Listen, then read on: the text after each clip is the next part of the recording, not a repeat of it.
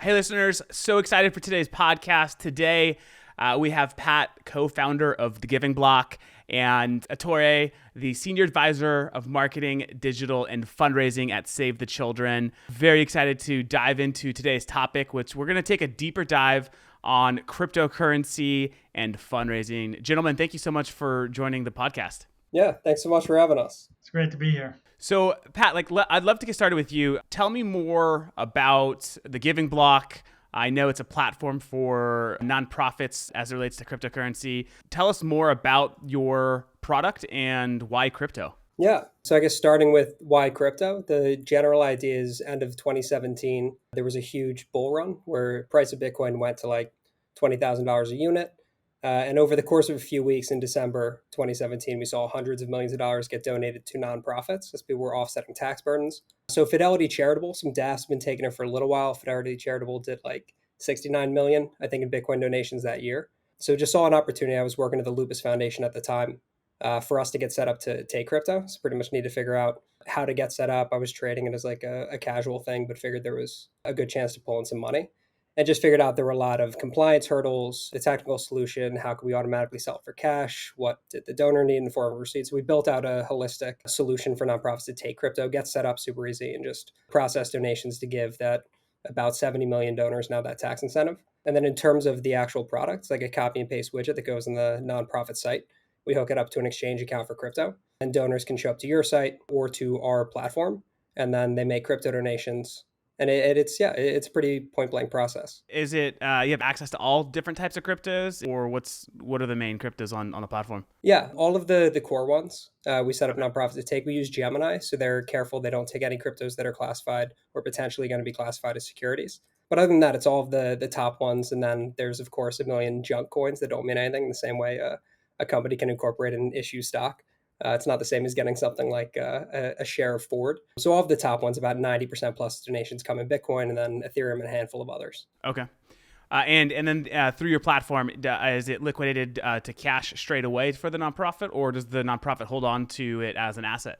Yeah, so nonprofit can hold on to it as an asset. It's kind of funny. Any nonprofit that started taking crypto prior to 2017, Bitcoin's been around longer than Instagram. So people think it's super new, but it's been around a while. Anyone who started taking it back in the day when Bitcoin was like 6 cents in 2010, and now Bitcoin is $12,000 a unit, like all of them clutch onto it and refuse to sell it. Any nonprofit started taking it after 2017 when it hit 20,000. Today it's at about 12,000. Most of those groups automatically sell. So we have a handful that'll hold on to it kind of as an endowment. The vast majority have it set to auto conversion, and then that cash is FDIC insured. You move it off the platform like you would after you sold a stock on Fidelity. Okay, got it. Makes sense. How has traction been? Or let me take one step back there. Your go-to market, because I know as someone who's worked in nonprofit, I spent 12 years fundraising prior to starting my company Fundraise, and interacting with hundreds of nonprofit executives. When the word crypto comes up, everyone's kind of eyes roll back and like, what the hell is this?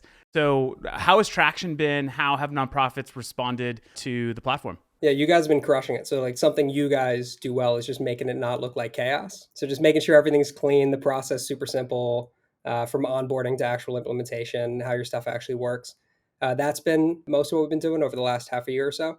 Nice. And then the other big thing is just some baseline adoption. My dad says nothing makes a line like a line. So Save the Children was a huge get for us. It was the first major nonprofit who joined the platform. So then since then, just people like No Kid Hungry or International Medical Corps running active crypto fundraisers like across all of their platforms. That kind of stuff has been the main hurdle. And now that we have a handful of super major nonprofits, it seems like we're starting to get the uptick in traction. Yeah, I can imagine that definitely lends credibility to the platform and just to the channel as a whole. Typically, larger, more credible nonprofits get behind something. It definitely creates a tailwind for other nonprofits to follow suit. And so, Ettore, I would love to learn a little bit more about your background. 15 plus years at Save the Children, lots of awards and expertise from marketing to fundraising. Would love to hear what took you to Save the Children and what you've been up to for the last 15 years at the nonprofit.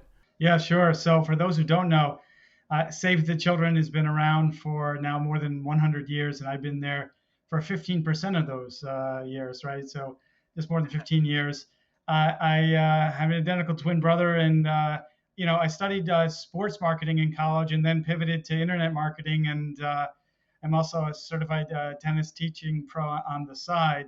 So, but philanthropy means a lot to me when I became a father of two children, and I wanted to change my major to basically to give back and change my career, and hence Save the Children was the perfect organization for me.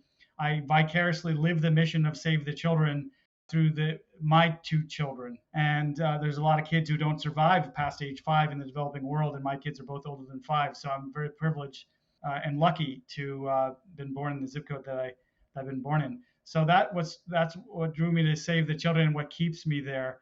Save the Children gives kids even before birth, a healthy start in life, the opportunity to learn and protection from harm every day and in times of crisis, and certainly a pandemic right now that's affecting kids both in the US and around the world. So we have a lot of work to do, and we have to find creative and innovative ways to keep reinventing ourselves and to find new donors. And certainly the cryptocurrency community is one representative example of A, the future, and B, a new set of donors, a new class of donors. Those, Bitcoin enthusiasts who don't hold their coin and want to give it over time, we hope they consider Save the Children. And now it's, easier than ever before to donate crypto to Save the Children thanks to the Giving Block. So there's a simple widget, just put the iframe code on your website. It's safe and secure, and people can donate pretty easily. And if they wish to receive a tax receipt, they certainly can use their email and their name. So we really love the partnership and thrilled to be part of the innovation. And that's part of my role at Save the Children, is to think and about answers to 2 questions, which keep me up at night and get me up in the morning.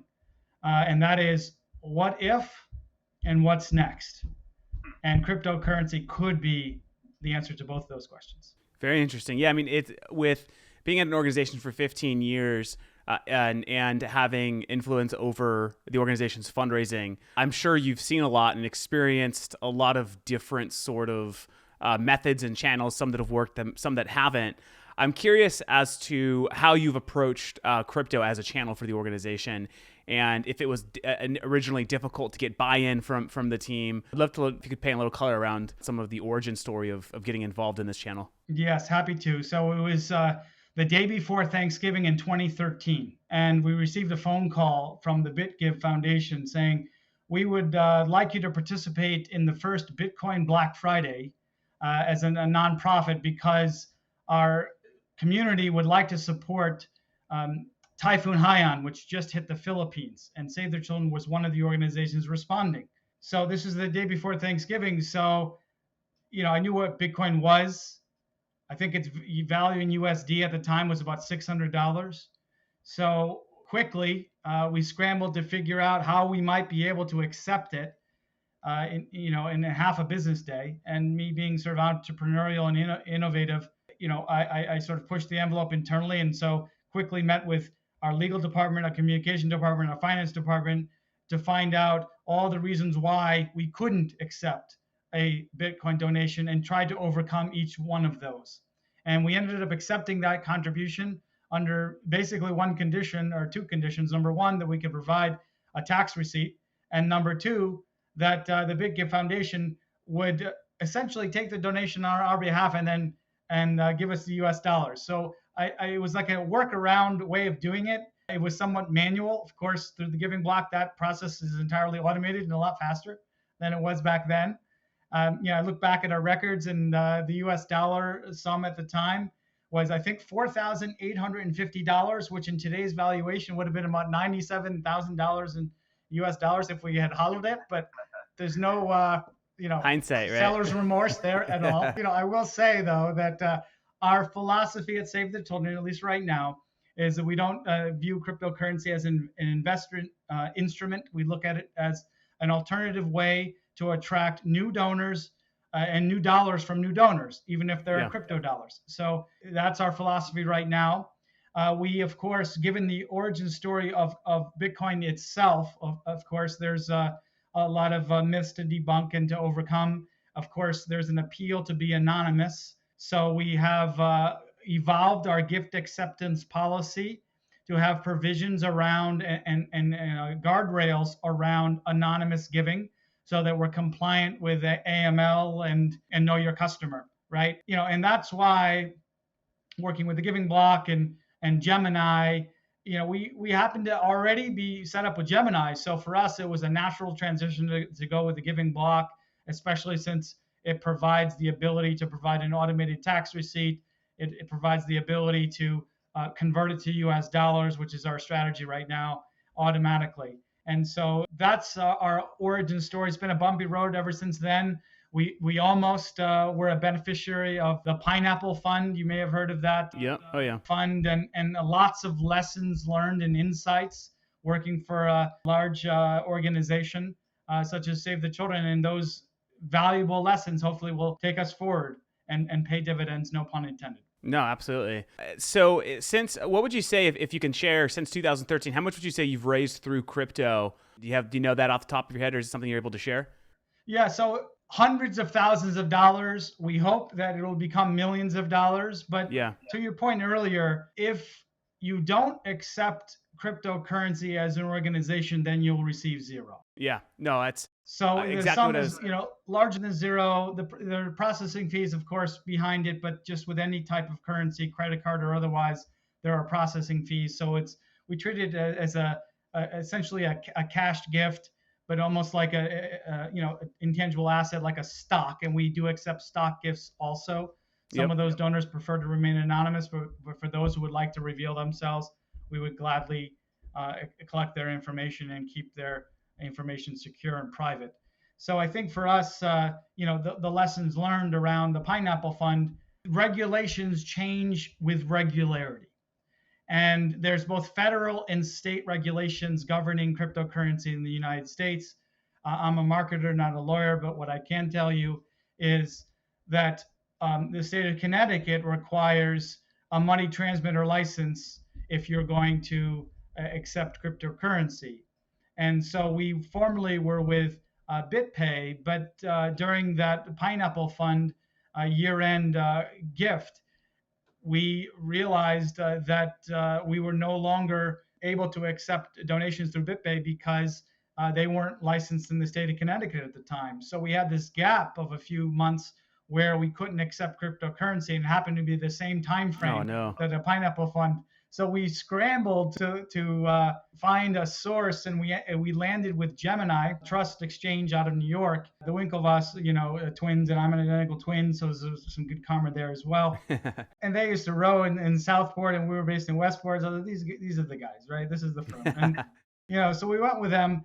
But one of the challenges we experienced is our finance team had to go in and do the exchanging themselves. And it'd be equivalent to accepting a stock gift and then having to sell it, and having that sort of expertise in-house and the agility to be able to respond to that for us wasn't a long-term viable solution.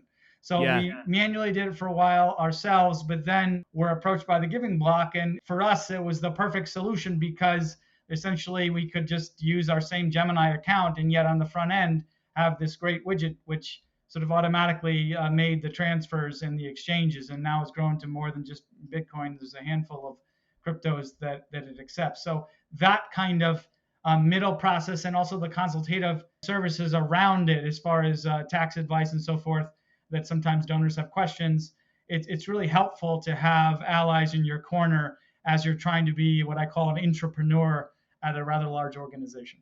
So speaking of tax, Pat, what are the benefits for an individual donating with crypto?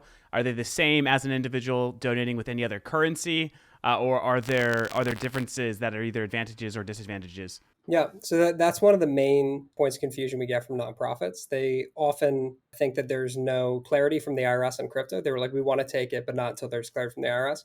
So for years now, the IRS has classified it as property. So it's in the exact same tax bracket as stocks or any other form of property you give to a nonprofit. So systematically, like on paper, the tax incentive is the same as stocks or anything else. The difference is it's the most volatile. So it's the best appreciating asset class the last 5 years. Crypto is the best appreciating asset class the last 10 years. So there are less people using crypto than stocks. There's 70 million users, which is more than most people think, but it's still not as big as the stock market. The difference is it's easy to transfer. And because of market volatility, there's always a significant pool of people that are more incentivized to give crypto than their stocks. There's just a larger appreciation area. So you're not Right. paying cap gains tax on the crypto that you donate to a nonprofit. And Okay. you're not paying the cap gains tax burden that you've accumulated. So if you owe 200 grand to the IRS from other trades throughout the year, it could be stocks, it could be selling a house, whatever it is, you donate crypto first because that's the largest offset for your tax bottom line. Back in what was it, like late February, when the pandemic hit the U.S. and markets went crazy, how did crypto respond? What did the volatility look like, if any at all? Yeah, there's a lot of really interesting metrics when it comes to market volatility. So people ask me all the time for investment advice, which I obviously can't give people individually. I'm also not a good investor. People assume that myself and my co-founder did well trading crypto. He does fantastically well. He's a smart guy. Me, not so much. I bought at the top and rode it into the dirt. But common question, people are like, okay, so if the dollar is being printed, this is a safe haven, anti-inflationary asset class. That is true 100% on paper. And it seems like more people are picking up on that. So at its low this year, Bitcoin was at 3,500. Today it's at like $12,000 a unit. So really, really, really good year. But if, the economy bottoms out, who knows what's going to happen? What's funny, though, is in terms of how that affects donations, when it goes up and then it tapers off a little bit, that's when the gifts happen because people are moving out of positions. If the market just keeps going up and up and up, it wasn't until the end of 2017 where things started to break just a little bit and then come back up. That's when all the donations happen. So there's been great appreciation. Market's been consistently going up. When it's hedged a bit, we've seen waves of donations. And then going into end of year when people are going to move out of positions, that's probably the hottest time for giving for sure. Awesome. Yeah, looking forward to see what happens in Q4 with the crypto donors. And both of you talked about this, and I think this is a really important point for nonprofits to understand is, crypto is not just a new channel for fundraising, but it's a new class of donors, right? When we're thinking about trying to grow and scale a nonprofit, a lot of times we look at our same donor pool and we say, can we get 5%, 10%, 20% more from this donor year over year? And eventually that leads to donor fatigue and donors, you start to lose donors and so forth. But crypto is, you're not cutting into the pie that you're already sort of cultivating and nurturing. Instead, you're increasing the pie. And so, Ettore, I'd love to hear how the process of, since, giving through crypto for the most part, I assume, and through the giving block, it's 100% anonymous, unless, I don't know if the donor's allowed to reveal themselves or not if they want to. So how has your team gone about the process of cultivating these types of donors, and what has the strategy been to continue to grow crypto giving or crypto fundraising? Key point is you have to be in the game. And so we're in the game and we accept it. The second is, besides the utility of the giving block, there's also promotional consideration and marketing around the service. Well, a great example is our launch collaboration together, us with a handful of other early mover nonprofits, was Bitcoin Tuesday, last Giving Tuesday. And so that was a sort of a sheer marketing event for the crypto community, people engaging in social media. And then with thought leaders like Alex and Pat and others at the Giving Block, they have expertise, they have relationships. And so we have credibility, we have 100 years of trust, we have efficiency, we have scale. What we don't have is, cryptocurrency, right? So it's a way to not only be your grandmother's charity, but also be your grandchild's charity. And, that applies to the next generation of donors, fundraisers, and philanthropists. I love that, fundraise you have in the name, your name there. And that's because fundraising should be fun. So, and that's one thing also that I've noticed, there's a sort of a humorous edge to the Giving Block's marketing campaigns, oftentimes with memes on social and such. And so if you're inside the joke and you get it, you might laugh, but then also you build trust in that way. And that's something that, a legacy organization and a venerable one like Save the Children, through partnerships and through affinity, we gain trust over time. And because we are an early mover, not only with the Giving Block, but even with Bitcoin directly, we have that credibility of being in early and often. And we hope that it grows exponentially. We hope that philanthropic giving in the space, the decimal place moves over and lifts up not only save the children and expands our mission, but also all of the nonprofits who are willing to accept cryptocurrency. And because it changes every day, though, you have to be agile, and we try to do that. That's awesome. Pat, let's go back to the 70 million users. I think this is a super interesting, obviously, market. Do we have an understanding of what the value that these 70 million users hold in crypto today? Yeah, so there's hundreds of billions of dollars in the asset class in total, so across the different cryptos. I mean, in general, there's tens of thousands of millionaires created by cryptocurrency, but the overlap with the tech community is super significant. I think it's more important to think of it in terms of scale against other industries. So like Coinbase, for example, is the biggest crypto exchange in the US. We don't use them as our backend because they're not as nonprofit friendly, but they're great for individual users versus institutions. They've got 35 million users, so maybe it's closer to 40, but that's a larger user base than Charles Schwab, Fidelity, E-Trade. So when you think about the size of the industry, you're like 40 million users on Venmo. Nonprofits are used to a lot of different payment rails that are significantly less popular than cryptocurrency. And then the fact that there's an asset class baked in, kind of like stocks, where people are actually investing in it and they have that additional capital gains tax return on top of the payment rail like you would have with a credit card or PayPal, whatever else it might be, makes it uniquely attractive as a mode of donation. And I guess one other point of clarity, just because I know you and Ettore went back on this, for anonymous donations, the fact that we allow non-anonymous donations and like accommodate that with the system is actually a unique value prop. So we definitely don't only allow anonymous. Our anonymous donor rate is the same as Facebook fundraising. So we do get a lot of donors putting in their info, but we've done that while maintaining a fully anonymous option if donors want to go through our cart that way, which is what's expected from the crypto community. So it's a good balance. And then one last thing, sorry, but Gemini uses NASDAQ market surveillance the same as any other financial institution. They're under the same regulation. So it's anonymous to you as a nonprofit, but it's certainly not anonymous to regulators. Got it. That makes sense. I think you maybe mentioned this earlier, but just to make sure we got it, do you have any idea how much was donated through crypto in 2019 or whenever it was last recorded? Yeah, so there's no perfect numbers on it. Like there's just no reporting that breaks it out that way. What I do know is in that 2 to 3 week period in 2017 where it really went off, that was like the $4 million donation on Ellen from Ashton Kutcher. Yeah. Pineapple Fund was aggregated then. It was supposed to be like 86 million, ended up being $60 million worth of Bitcoin. 69 million for Fidelity Charitable, Eucharos. There were hundreds of millions of dollars donated in just that window. So we think it's probably reasonable to estimate, like in a good market year based on the market size.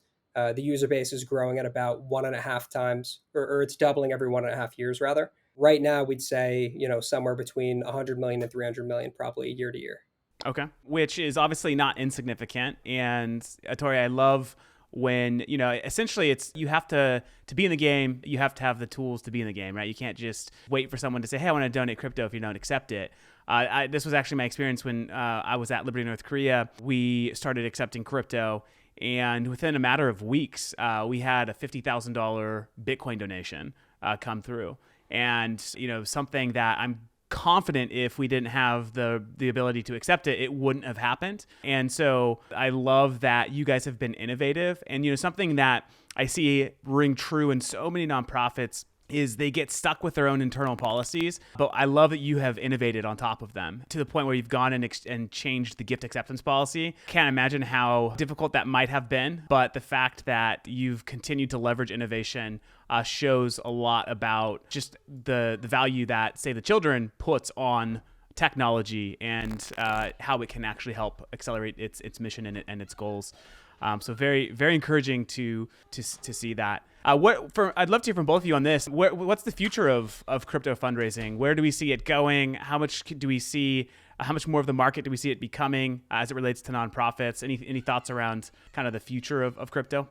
The one big thing, and I'm sure a lot of even folks outside of the crypto space are paying attention to this sort of thing. They're called stable coins, but you've probably heard of like Facebook's cryptocurrency or China's cryptocurrency, Wells Fargo, JP Morgan Chase. Like folks are developing what are called stable coins, and they already exist kind of in the crypto space. But if an institutional stakeholder invented one with someone like Facebook, like the distribution would be insane. The fact that you can reconcile transactions, it's just cheaper and faster and more efficient. The record keeping can't be screwed with. All of the standard value propositions that get people to invest in crypto in the first place, minus the market volatility, where if you buy something in 2010 for 6 cents, it can be at 20,000 one day and 12,000 a couple years later, even though that is stabilizing more. But stablecoin adoption is going to make crypto giving closer to credit cards than it would stocks. So in the same way that you talked about the $50,000 gift, we had a $140,000 donor in the last week. You get folks coming through and offsetting these enormous cap gains tax burdens. The people who are really big stakeholders in this space like are more incentivized to really think about their taxes. Micro gifts happen through our platform, and there's still people doing what we call a high five gift, where they're giving crypto just because you take it. When crypto becomes more like money and less like the stock market, then when it comes to peer-to-peer fundraising and everything throughout the system, it's going to become another form of money versus another form of capital gains, offset, major gifts, and corporate partnership strategies. Yeah, the way I think about crypto and how I've looked at, I think it's not to compare it necessarily to digital wallet, because that's more of obviously like a facilitator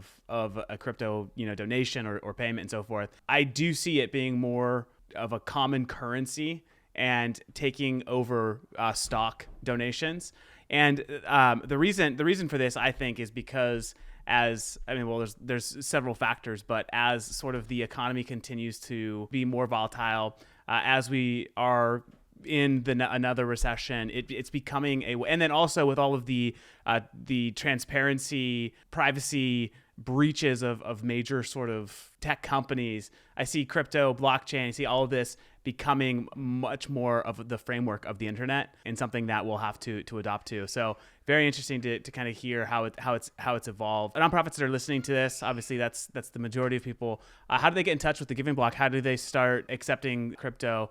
What does that process look like? So thankfully, we're still small enough where the vast majority of people who sign up with us, like we actually get on a phone call with them first. So we would they'd show up to our site, thegivingblock.com. There's buttons for accept crypto where you can book a demo or just submit a contact form. And we just jump on a call. We go through all the classic questions. They're like, okay, what about the price changes? It's like, it auto sells. Okay, well, how do we get them a tax receipt that's automated?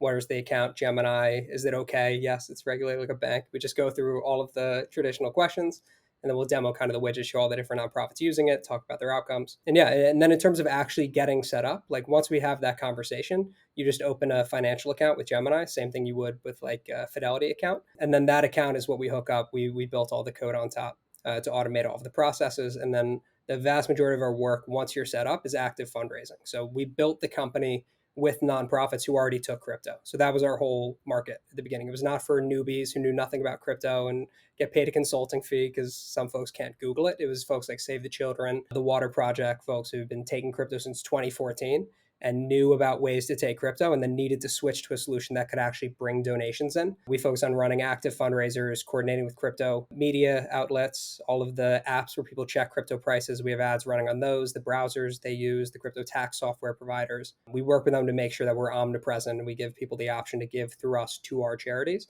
And then we run active campaigns on social to pull those donors in. So that's the vast majority of our work after it. And we do all the heavy lifting on the actual marketing and fundraising side as well. So you're not just providing a tool for nonprofits to accept. You take somewhat of an active role in helping promote the charities through the platform through various channels. That's really cool, and value add, I'm sure, makes you guys quite unique in the market. Yeah, 100%. We're the only ones doing that part. Ettore, so as you think about fundraising, and this could be crypto or not, what do you see as, I've been asking this question as of lately, as every nonprofit has had to kind of rethink their fundraising strategy. What does that look like for Save the Children as you think through the next couple of years? How has this pandemic changed or is going to change the way you guys fundraise and use technology to raise more funds? So a lot will be done more remotely, right? So some of our activities were in person. Those may come back, but they might evolve. And I think even when we all return to work, I'm still working remotely from home, for example. So it affects the way we work and also the way we meet new donors and interact with them. So I think the fact that digital's up, virtual is up, whether it be events or in giving, it just doubles down on the value of digital donations, no matter what digital wallet or what cryptocurrency one's giving at. So I think that the world has changed and it's not going to go back. And it's up to organizations to figure out what that means for them and then adapt to that. And, and our donors, I find, I'm a pretty gregarious person in real life. I like to meet with people in person. I hope that comes back soon. But in the interim, technologies like Zoom enable us to connect face to face in a virtual way. And I think, the power and the promise of cryptocurrency is not so much the currency itself, but some of the principles upon which it was built. So you mentioned blockchain and a decentralized ledger. Imagine a world where your donation was liquid in minutes, not days or weeks. Imagine a world where you could see the entire supply chain of the donation to the beneficiary transparently online. And imagine a world where that didn't just apply to currency, but it applied to emergency relief work, where you have inventory in a warehouse and you need to rapidly distribute it, like we're responding now to Hurricane Laura. I mean, those are examples and use cases that the blockchain and the principles on which cryptocurrency is based can really help nonprofits scale and be more efficient organizations. And we hope that that's a future that we can usher in together. No, that's a really great point. I mean, just the broader sort of context that this framework can have for innovation in the nonprofit community. I think back to 8 years ago when I was at Liberty, North Korea, and we would run rescue operations. So we would help North Korean refugees basically escape from the border of North Korea and China all the way to Southeast Asia. It's a 3,000-mile long journey through a modern-day underground railroad. And it was the only way an individual from North Korea could actually obtain freedom. They couldn't go directly to the South. And so the way that we paid our partners on the ground was very difficult, was very challenging. And today there are now use cases that I've seen in humanitarian aid work where blockchain has actually helped facilitate payments quickly and securely and so forth. So I'm excited to see the impact it has on the broader community. And I think that nonprofits are already doing such innovative work as it relates to social good, and to see how that's going to couple with more powerful technology in the coming years is very exciting. And I think the pandemic is something that is forcing nonprofits to basically grab technology by the horns and really ensure that they make it a part of their overall strategy as they move forward. Gentlemen, it has been a pleasure speaking with both of you. Thank you so much for joining the podcast and sharing your expertise and wisdom. Excited to get this out to the community and share it, and look forward to following both of you along your journeys at your respective organizations. Thanks for being a part of the conversation today. Yeah, Justin, thanks for having us. Thank you, Justin.